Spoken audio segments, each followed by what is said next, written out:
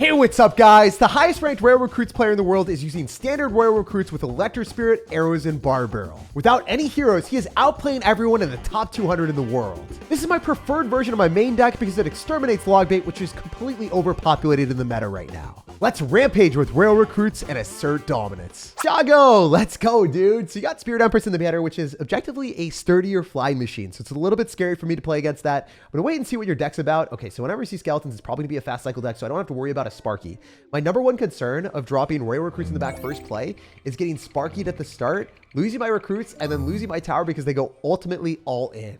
And that's the one reason that I have been steering off from going for Royal Recruits as my first starting play. I mean, it's still manageable to defend since I have Electro Spirit, Zappies, and Goblin Cage. I have a lot of ways of defending.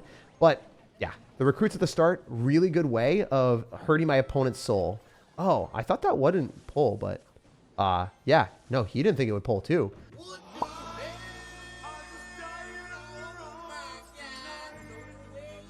My Goblin Cage range is built different. It's got the best range in the business. That was insane. Anyway, he might click a turret. I think he probably does. It'd be weird for him not to. Oh, he's just going to take a ton of damage instead. Let's go. All right, 2.6 Hog Rider right off the rip, too, is an interesting combo to play against. People hate 2.6 for good reason.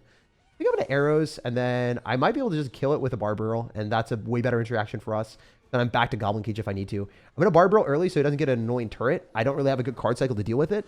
So bar barreling is good for that reason. I can go Goblin Cage a little bit lower and pull the Hog Rider yet again. I'm going to Electro Spirit higher so we're able to clean up those skeletons so they don't get onto my precious cage. And bro is in prison right now. He isn't getting value. And by the way, we get the Goblin Cage counter pushing, so I'm able to throw Rail Recruits at the bridge. I usually don't do this. I typically like building up my pushes in the back and building up bigger pushes. But if I get a free Cage Brawler, who's to say that I can't hurt him right now? Who's to say I can't fly a machine on his cannon and force a fireball, and then he doesn't have elixir and he gets absolutely bamboozled? Okay, yeah, he doesn't have elixir. I think the musketeer is dead, and I'm going to arrows on it for good measure. So if this muskie dies, and then we somehow get the little cage brawler, the cage that we could win. Oh, no, that was really well played on this defense. It was a good evolved cannon. I'm not going to say well played because it might come across as sarcastic, and I'm not that guy. But, you know, well played on defense there, bro. I'm going to go for Zappies here, and I like going cage directly here in front because then the Hog Rider won't get any hits. It's better to do that than the cage placement that I've been doing, so I just want to point that out for anyone that's watching this like, wait, why are you not caging in the other spot? If I'm caging passively, I'm going to drop it in the middle, so then he can't get as much value. But if I am caging to distinctly kill this one Hog Rider, we'll just cage right here, and then the Hog Rider will get stopped and dropped, and we won't take any problems here at all. I want to go bar barrel, clean up those skellies. Oh, that was not it. That was not it. Oh my gosh. All right, we're just going to go Zappies and then Electro Spirit will clean up the stuff and then we can go for recruits afterward. So typically when they get a lot of damage, I'm not feeling great about it, but since I'm playing my main deck, I'm okay. I'll go for another fly machine and then try to force the fireball so then we can go Royal Hogs in the right lane. I really want to see a fireball. I super want to see a fireball on that fly machine. Come on, man. Don't cannon me like that. All right. He's going to fireball, so I'm not going to arrows. Really? Yeah. Oh, there's the fireball. So I didn't want to overcommit because I knew it was eventually going to come down. Thiago's probably a little bit pissed off, but in reality, if you spam musketeers, it is annoying for me. So, I mean, I should be the one that doesn't like this matchup, bro. All right. Well, we're going to continuously drop our fly machine, and the persistence is key. Wow, persistence is hard to say, but persistence is key in these types of matchups. We're always trying to separate our stuff. He might, like, not get any damage because he's going through a fly machine, and that's funny. He'll probably... Oh, he gave us it!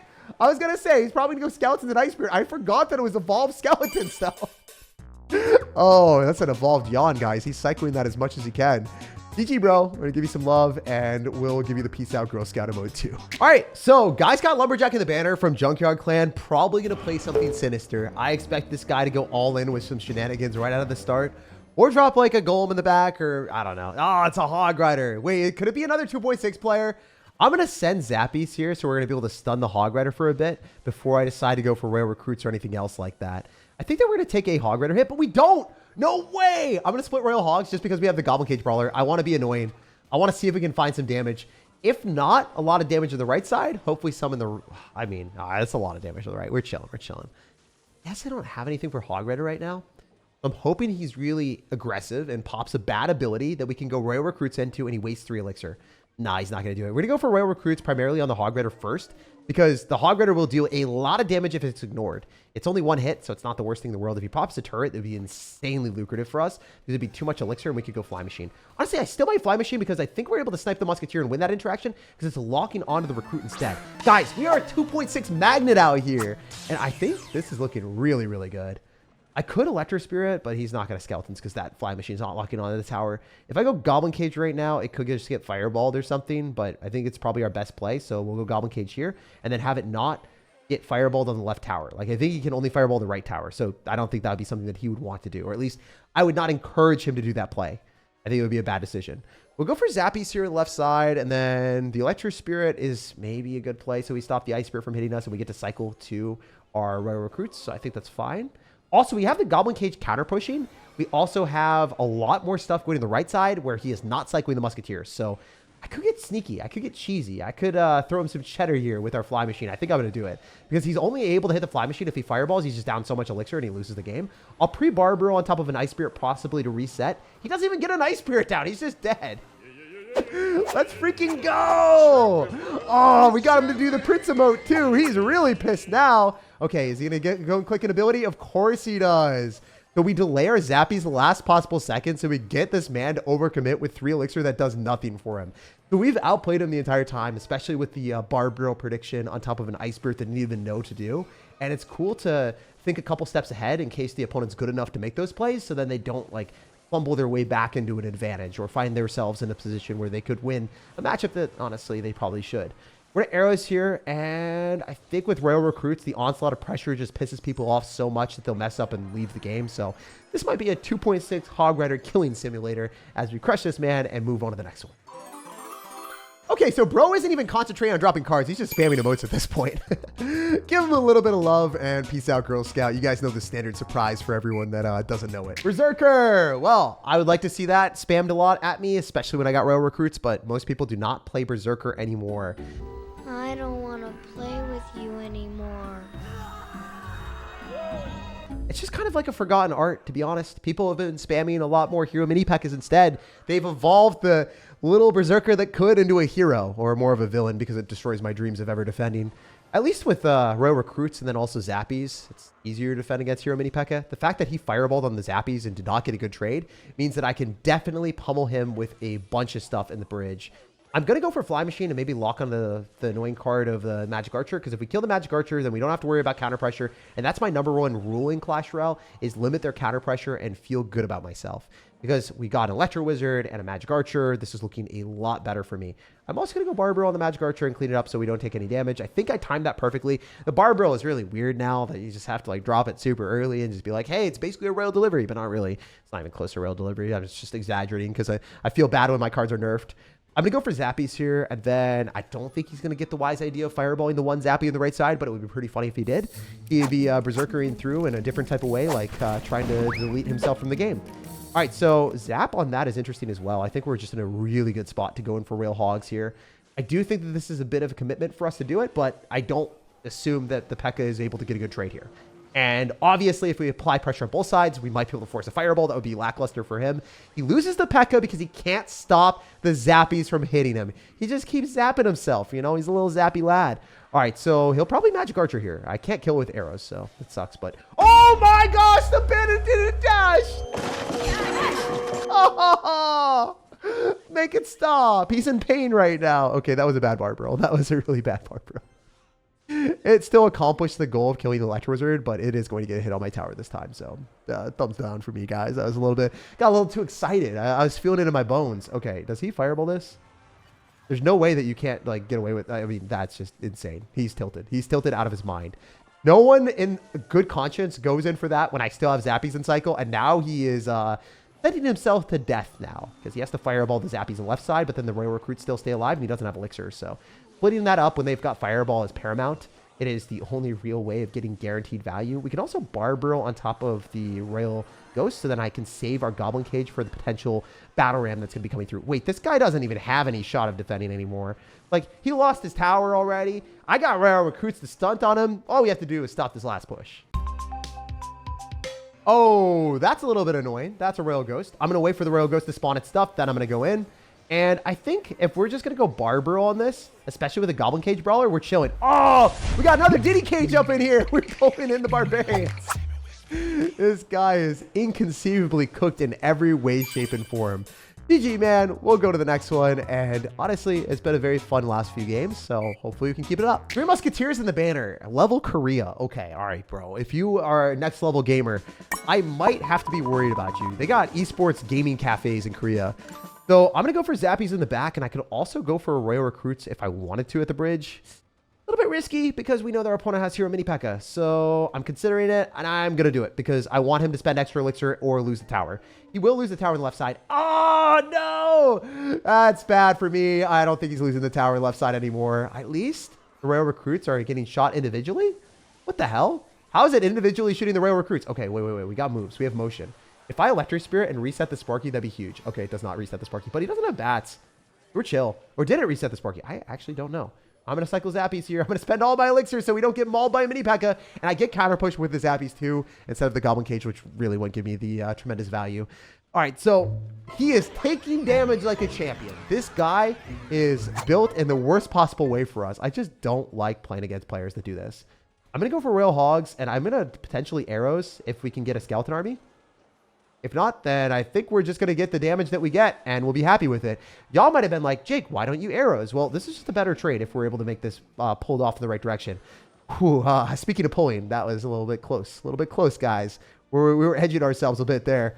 Do I have to Electric Spirit, or is he going to click the ability and then give me a free Royal Recruits? Oh, he's going to give me a free Royal Recruits. I love this, man. He listened to me. He understood what I wanted, man. I can Electric Spirit on these bats, too. And then we got Royal Recruits counter pushing. And even though we're taking a ton of damage, I know he's going to Skeleton Army. He's going to drop it deeper, so I can't go Barbaro and reach it. So I'm going to wait with my arrows. Yeah, easy, easy. Cash money, bro. Easy. So knowing that that was going to be the trade, I had to take it. He's saying thanks like he's going to take my tower. I don't think so. I think I'm good here. I drop my Zappies like so. Are we good, bro? I think we're good, bro. Maybe he was saying thanks sarcastically because he was pissed off that he was getting a bad trade. Oh, that's what it was. Homie's not happy. Homie is not happy that this situation has gone a little bit crappy for him.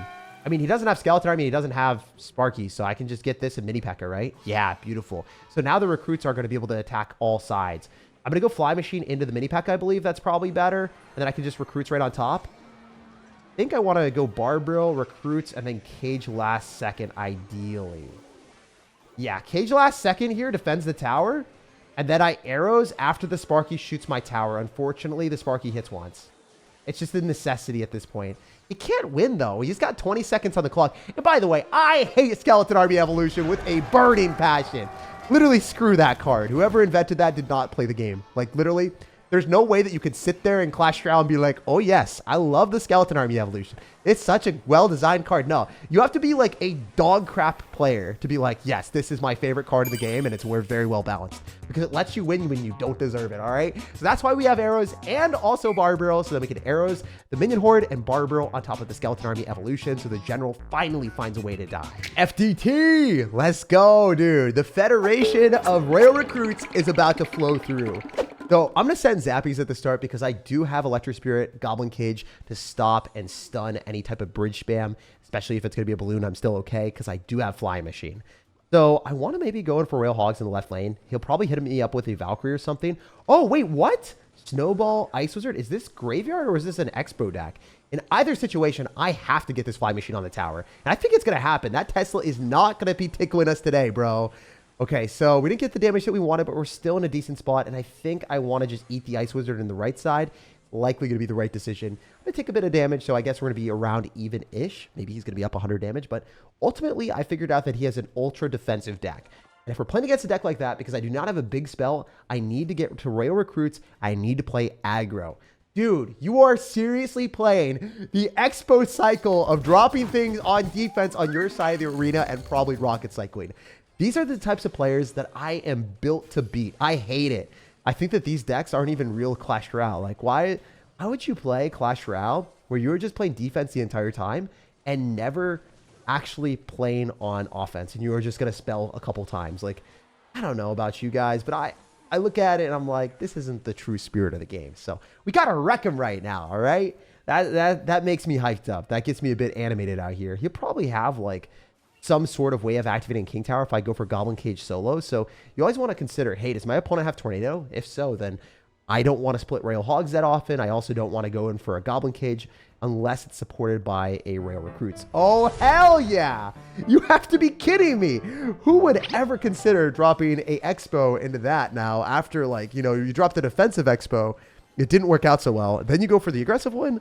Like, come on now. So I guess in this matchup, the best way to beat Rail Recruits as an Expo player is playing defensive and then rocket cycling.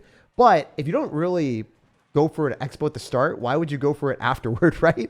That doesn't make that much sense to me. Anyway, I'm going to go for a Goblin Cage here. And the way that I build up this push, or typical pushes, is I'll go Goblin Cage or Zappies, then I'll typically drop my Rail Recruits at the bridge, so it's less anticipated. Or if I really want to, I can sometimes play a little bit differently, where I go Rail Recruits in the back first, depending on my card cycle. So you always want to go for Rail Hogs as a finishing maneuver, or if the opponent doesn't necessarily have a way of punishing it. So for instance, in his deck, he doesn't have a great way of punishing me because his best way of getting through is an Expo.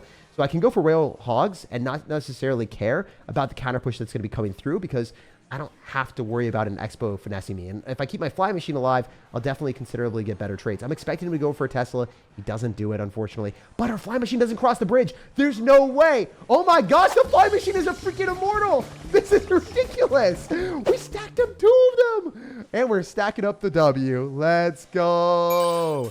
So keeping Fly Machines alive, especially if you're able to make predictions with Rail Recruits or Barbarels on top of Teslas, is the ultimate dream. Recruit a like on the video, subscribe for more daily content, and have an amazing rest of your day.